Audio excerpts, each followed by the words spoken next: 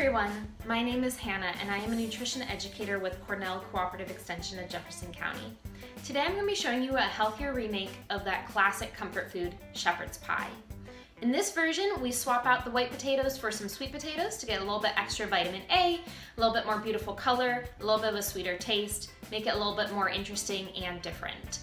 We also are going to be using a leaner meat, so ground turkey in this version, and adding a whole lot more vegetables. So this gives us a lot more flavor, a little bit more texture, and of course we're getting all those wonderful vitamins and other nutrients from extra veggies. So let's go ahead and get started. First, preheat your oven to 450 degrees. Next, gather all of your ingredients.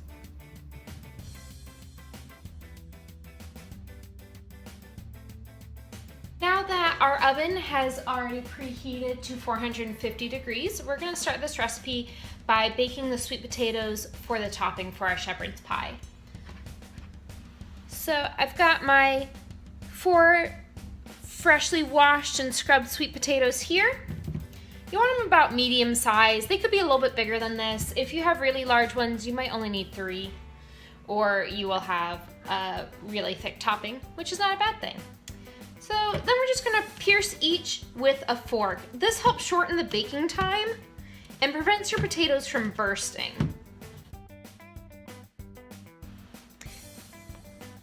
So you don't have to go in super deep. You can see I kind of have them all over the potato, and then just repeat with all of them. Now I'm gonna go ahead and put these into the oven for starting off at 45 minutes. While our sweet potatoes are baking in the oven, I'm going to go ahead and prepare our filling for our shepherd's pie. So first, that's just going to involve some veggie prep.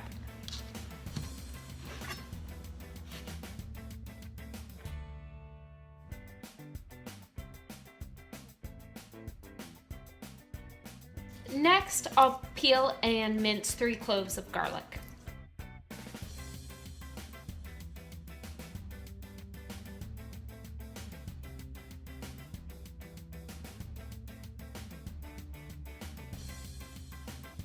Next, I'll prepare some carrots to put in.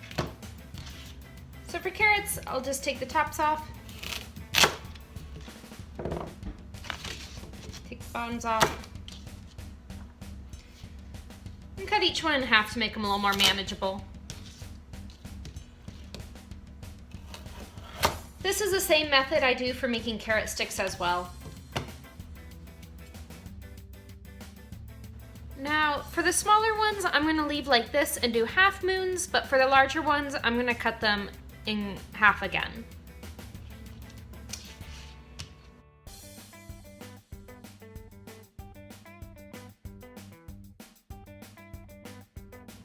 And there, I've got my carrots. And then the last veggie I will be prepping right now is our 8 ounces of mushrooms. So for all of these options, if you don't have fresh, canned or frozen will also work just as well. Canned mushrooms have the added bonus of they're a little bit easier to clean and you do not have to do the slicing yourself. But whatever you have available is a great option. For the mushrooms, instead of rinsing them, which can have them, they'll absorb the water and so they can get a little bit soggy. Instead of rinsing them, I just have a damp paper towel and I'm just gonna give them a quick wipe down. Removing all the dirt.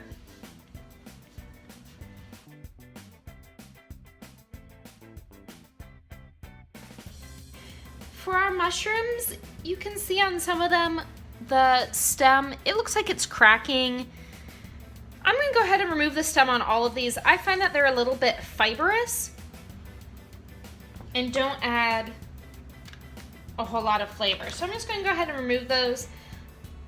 You could compost them, or you could add them to a veggie stock, which is what I'm gonna do. Impart some flavor there, but I think the texture doesn't quite work with this dish.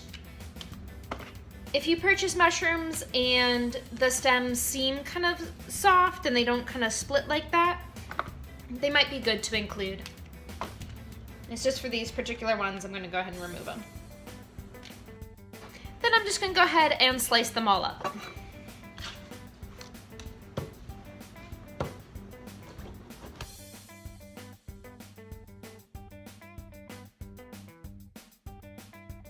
Now that all our veggies are prepped, we can go ahead and actually start cooking the filling.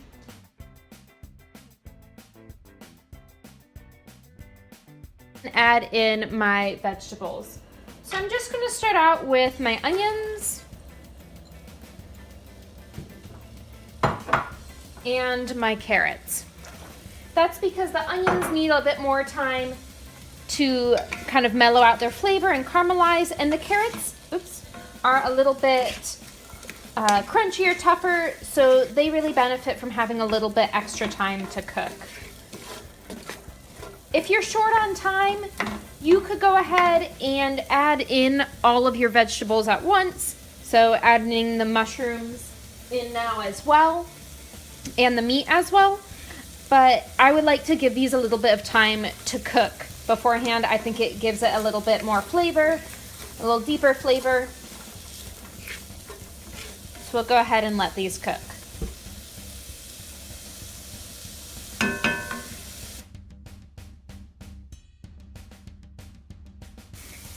At this point, my onions are looking nice. Some of them are starting to get a little bit of brown on them. My carrots are looking a little bit softer.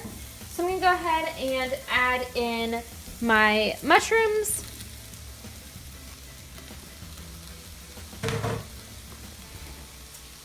And my ground turkey. You could also use ground beef if you wanted to. Ground turkey is just a nicer lean option. And still gets a lot of beautiful flavors. Whatever you and your family prefer. Go ahead and get them all mixed up together.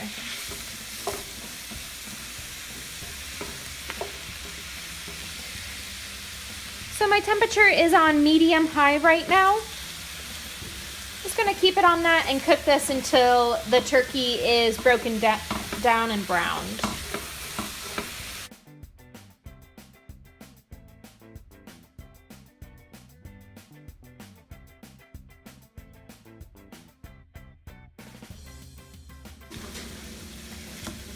This is looking pretty good. Our meat is no longer pink. It's broken down really well. So I'm gonna go ahead and move on to the next step. Add in the garlic that I minced. Make sure I get all of it. I used a little bit extra garlic. You don't have to use that much if you are not big garlic fans. I'm gonna add in some dried thyme. It calls for 1 teaspoon.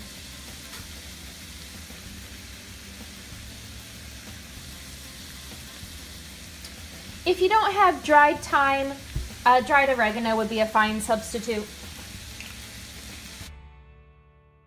Once you can kind of start smelling the thyme or whatever herb you used and the garlic, about 30 seconds, we'll go ahead and move on to the next step. So we're going to go ahead and add in our 1/4 cup of flour.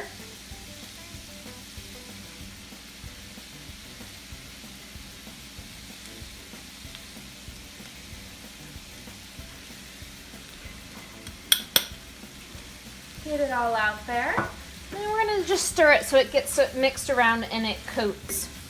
The flour's there to help this thicken up. Once you don't see any more white flour and it's all been mixed in, go ahead and add in our broth. So you could use either a chicken or a beef broth at this point. You want about 15 ounces of it.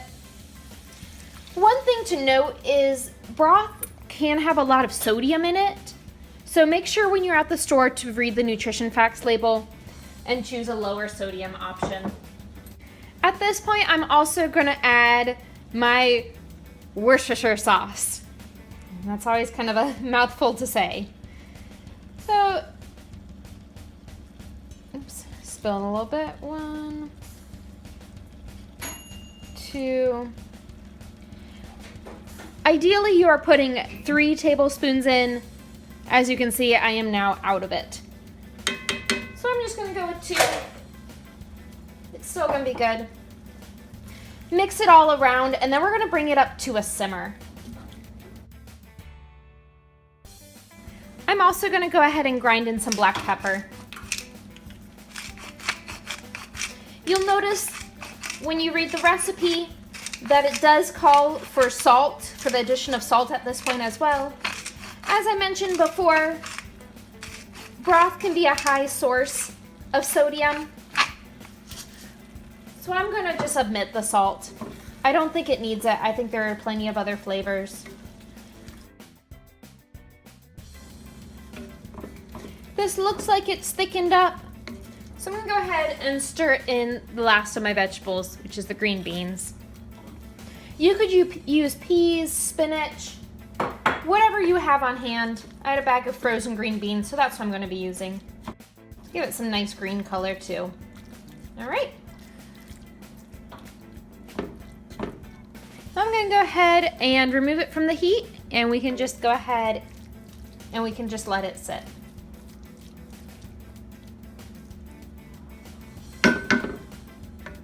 After about 45 minutes, I checked on our sweet potatoes, and they pierced easily with a fork.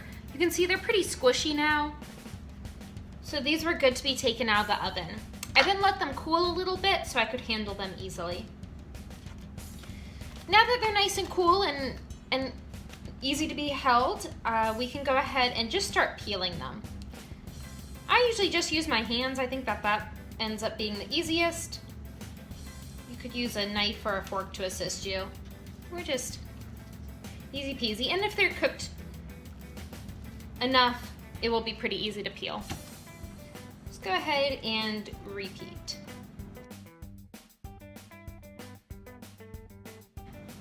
Add my 1/4 cup of non-fat or low-fat milk. I'm just going to mush it together. And it's really easy to mush when the sweet potatoes are cooked. And it doesn't have to be super smooth. You can see mine's still a little bit lumpy. If you have family members for whom texture is a big deal, you could blend it or mush it longer so it's a little bit smoother. But we're gonna be okay with this here. I'm gonna go wash my hands and add in some pepper. Just a few good cranks. See, that's about how much I'll put in. Then we're go ahead and ready to add this as our topping. Since this cast iron is oven proof, I'm gonna go ahead and just leave my filling in it and then actually bake my shepherd's pie in this dish just to save me on some washing dishes later up. But if the dish that you made your filling in is not oven safe, you can just transfer this to a glass casserole dish or a metal 9x9 pan, something like that. You can kind of take a peek and see what it will fit in.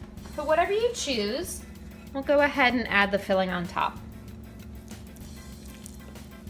So the size of your dish might change depending on how many people are in your family, how thick you like your coating. Go ahead and spread.